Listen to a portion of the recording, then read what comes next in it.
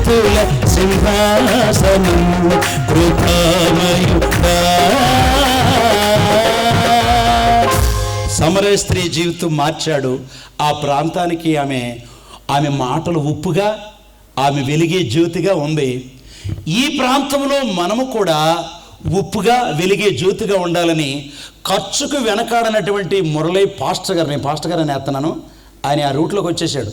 దేవుడు ఆ సేవకుడిని బహుగా దీవించి కొన్ని ఆత్మలు అప్పగించునుగాక. ఆమేన్. మనము కూడా లోకానికి ఉప్పుగా ఎన్నో శ్రమలు, ఇప్పుడు నా శ్రమలు విప్పి చెప్పానంటే మీకు కళ్ళంటే నీళ్ళు వస్తాయి. క్రీస్తు యేసునందు సద్భక్తితో బ్రతకను ఉద్దేశించే వారందరికీ శ్రమలు విస్తరిస్తాయి. నీళ్ళు ఎక్కడ గడుగుతారో మురికి అక్కడ ఉంటుంది. ఏమండి, కుప్ప ఎక్కడ నూరుతారో అక్కడ దోగరు ఉంటుంది. రోడ్డు మీద లారీ వెళ్తుంటే దుమ్ము కళ్ళలో పడుతూ ఉంటుంది. ప్రార్థన ఎక్కడ జరిగితే అపవాది అక్కడ రెడీగా కాసుకొని కూర్చుంటాడు. అవి మనము వెనుకకు గెంటివేసి విశ్వాసమునకు కర్తయు దాన్ని కొనసాగించేవాడైన యేసు వైపు చూస్తే ఈ పందిపు రంగంలో బహుమానం మనం పొందుతాం. దయచేసి మోకాలు వంచండి దేవుని బిడ్డలారా. సమరయ స్త్రీ యొక్క హృదయంలో ఒక్క ప్రసంగానికి హృదయం మారిపోయింది.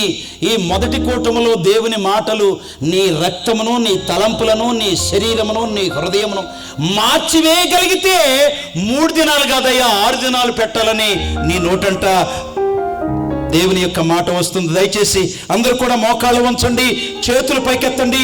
ప్రభు సన్నిధిలో మనం ప్రార్థన చేద్దాం. దేవుని పిల్లలారా, దయచేసి సమయం చాలా అయింది. ఓపికతో మీరు చాలాసేపటి బట్టి కూర్చున్నారు.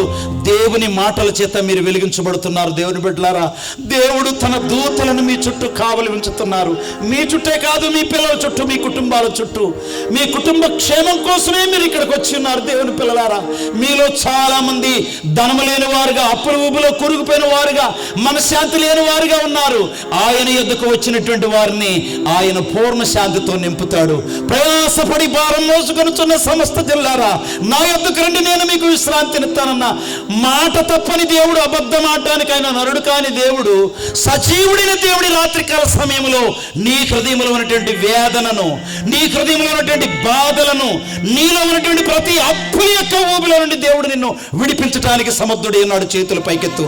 మన పాప పరిహారార్థమై యేసయ్య సిలువలో తన చేతులు మేకుల్లో ఎత్తి ఉన్నాడు గనక మన చేతుల్లో మేకులు లేకపోయినా ఒట్టి చేతులతో ఆయన వైపు ఎత్తితే చీకటి మన మీద నుండి వెళ్ళిపోయి దేవుని కృప మన మీద కృమ్మరించబడుతుందమ్మా. నా ప్రాణమా యెహోవాను సన్నతించుము, నా యంత్రాంగములను సమస్తమైన పరిశుద్ధ నామమును సన్నతించుము, ఆయన చేసిన ఉపకారములలో దేనిని మరొకమని ఓ రాజుగారే మాట్లాడుతున్నాడు. ఈ రాత్రికాల సమయంలో యేసయ్య నీ జీవితంలో ఎన్ని ఉపకారాలు చేశాడు. ఎన్ని యాక్సిడెంట్ల నుండి పోయే సంవత్సరము 2024 సంవత్సరంలో ఎన్ని ఆపదల నుండి యేసయ్య నిన్ను కాపాడ్డాడు.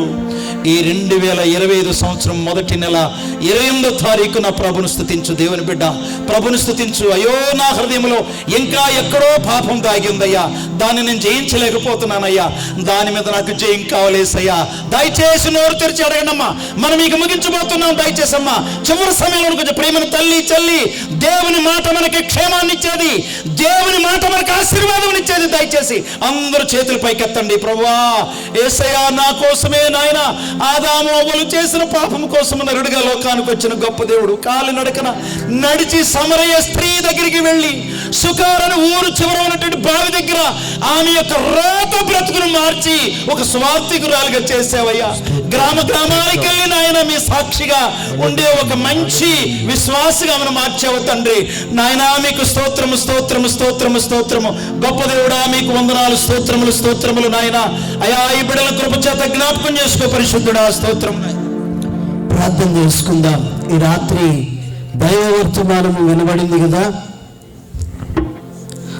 సమరయ స్త్రీ యేసు ప్రభు మాటలను విని బ్రతుకు మార్చేసుకుంది. ప్రియ దేవుని బిడ్డ, ఒక తీర్మానం చేసుకుంటావా? ఒక తీర్మానం చేసుకుంటావా? ఏ ప్రయాణములో ప్రయాణిస్తా ఉన్నామో ఒక్కసారి జ్ఞాపకం చేసుకుంటావా? ప్రార్థన చేసుకుందాం.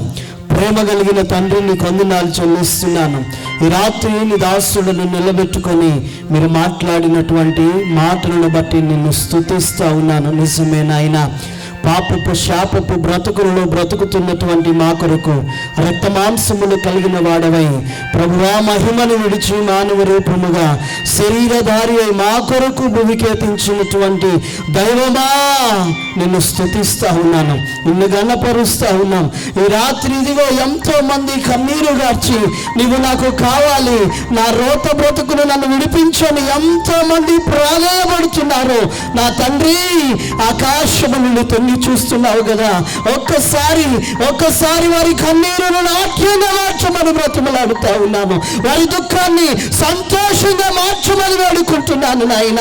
ఏ విధము చేతనైనను నువ్వు విడిచిపెట్టే దేవుడవు కాదు, ఏ విధము చేతనైనను నువ్వు అవమానానికి అప్పగించే దేవుడవు కాదు కదయ్యా.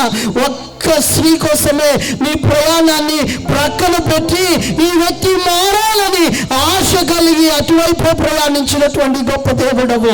ఇదిగో ఈ రాత్రి ఎన్ని పనులున్నప్పటికీ నీ దాసుడుని ఇదిగో ఈ ప్రాంగణానికి నడిపించి ఆ స్త్రీ వలె ఆ స్త్రీకి బోధించిన రీతిగా ఈ రాత్రి దాసుడు నిలబెట్టుకొని ఇంతమందితో మీరు మాట్లాడారు కదా, ఎంతమందితో మీరు ముచ్చటించారు కదా, ఎంతమందితో మీ ప్రేమను వ్యక్తపరిచారు కదా తండ్రి. మా మార్పు కొరకే కదా నాయన నీ ప్రయాస, మా మార్పు కొరకే కదా ప్రభా నీ ప్రసవ వేదన, మా మార్పు కొరకే కదా నాయన నీ రక్తము నేటికి ఏరులై పారుతున్నటువంటి పరిస్థితులు. నా తండ్రి, ఈ రాత్రి ఎంతమంది నీ పాదాలు పట్టుకుంటా ఉన్నారు, ఎంతమంది కన్నీరు గార్చి నా బ్రతుకును మార్చవా అని ప్రాధాన్యపడుతూ ఉన్నారు, ఎంతమంది నా స్థితిని మార్చు నాయన అని కన్నీరు గారుస్తూ ఉన్నారు. ఒక్కసారి వారి మొరలు ఆలకించమని బ్రతిమలాడుతున్నాను. ఒక్కసారి వారి కన్నీరును నాట్యంగా మార్చమని బ్రతిమలాడుతున్నాను నాయన. ఇంకెన్నడీ పాపము గుండా నేను ప్రయాణించనని ఎంతమంది తీర్మానించుకుంటున్నారు. యేసయ్యా, వారి తీర్మానాలను స్థిరపరచండి. ఎంతమంది పాపపు మార్గము గుండా నేను ప్రయాణించనని తీర్మానిస్తున్నారో వారి తీర్మానాన్ని స్థిరపరచమని బ్రతిమలాడుతా ఉన్నాను. ప్రతి వారిని నీ దాసునిగా తండ్రి నీ బిడ్డలను నీకు అప్పగిస్తుండగా తండ్రి దయతో అంగీకరించండి, కృపతో అంగీకరించండి. ప్రభువాలంటూ ఓళ్ళు తప్పమని బ్రతిమలాడుతున్నాను నాయన. ఇకనైనా ప్రార్థించే వారిగాను, అంగలార్చేవారిగాను, రోధించేవారిగాను, నశించిపోతున్న వారి కొరకు భారభరితమైనటువంటి విజ్ఞాపన చేయగలిగిన యోధుడు వలె ఈ శబ్ద యంత్రము ద్వారా వింటున్న వారందరినీ మీరు తీర్చిదిద్ది అటు రీతిగా తయారు చేసి మీరు అక్కడ పర్యాంతము వరకు కూడా మీ ఎదుట నిలబడుటకు, నిర్దోషులుగా వారు నిలబడుటకు తగిన అర్హతను, అతి నడిపింపును, ఆత్మనాదుని స్వాధీనమును వారి నుంచి నడిపించి మీ నామానికి మహిమ తెచ్చుకోమని వేడుకుంటూ, మహిమ ఘనత ప్రభావములు మీకే ఆరోపణలు చేస్తూ వాక్యము విత్తినటువంటి మీ దాసులని మరొక్కసారి మీరు జ్ఞాపకం చేసుకోండి. రానయ్యినటువంటి దినములలో ఇంకనూ బహుబలమైనటువంటి మీ సాధనముల వలె వాడుకొని అనేకుల ఆత్మల సంపాదన కొరకు రాత్రి పగళ్ళు మీ దాసుల్ని ప్రభువాని పరిచయలో వాడుకొని నామానికి మహిమ తెచ్చుకోమని వేడుకుంటూ యేసయ్య శక్తి కలిగిన నామములో ప్రార్థన చేయించున్నాను తండ్రి, ఆమేన్. దేవుని స్తోత్రం. ముగింపు అయిపోతుంది. గత జరగబోయే 2 దినాలు ఉన్నాయి. ఎందుకంటే ఏకాభోశ్రయాలుగా కూర్చున్నాను నేను. మేము కొన్ని సంవత్సరాల క్రితం మెడ్రాస్ వెళ్ళాం ఇద్దరం కలిసి. దాదాపు 1000 మందికి కాన్ఫరెన్స్ జరిగింది, తెలంగాణ ఆంధ్ర నుంచి వచ్చినటువంటి వారు.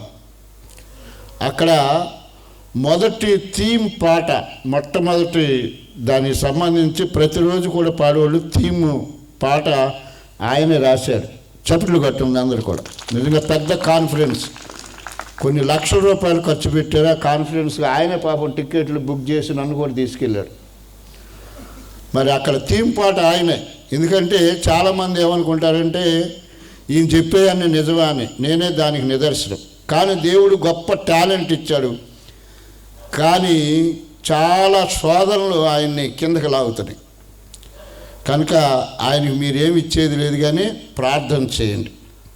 ఎందుకంటే మీరు సామాన్యులతో కాదు, కానీ అంధకార సంబంధమైన మహాశక్తులతో పోరాడుతున్నారు. ఎక్కువ ప్రార్థన ఎక్కడ జరుగుతుందో అక్కడ శోధన ఉంటుంది.